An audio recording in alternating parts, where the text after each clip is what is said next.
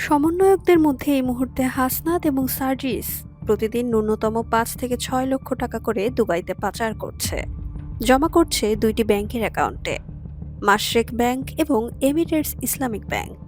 Account নাম্বারগুলো যথাক্রমে মূলত হুন্ডির মাধ্যমে প্রতিদিন পাচার করা হচ্ছে বেশ অনেক মাস ধরে। কিছু সমন্বয়ক টাকা পাচার করে পার্ক করে রাখছে কাতারের অ্যাকাউন্টে, যেটার বিস্তারিত সামনে আসছে। দুবাইতে টাকা পাচার করতে তাদের সহায়তা করছে হাবিব ও শাহাদাত নামের দুইজন দুবাই ভিত্তিক হুন্ডি ব্যবসায়ী।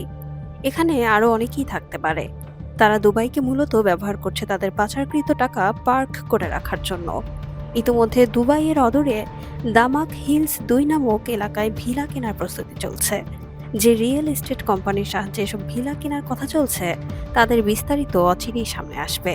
কাতারে টাকা পাচার করতে সহায়তা করছে ৩ জন পাকিস্তানি হুন্ডি ব্যবসায়ী, যারা মূলত মুসলিম ব্রাদারহুডের সাথে সংশ্লিষ্ট।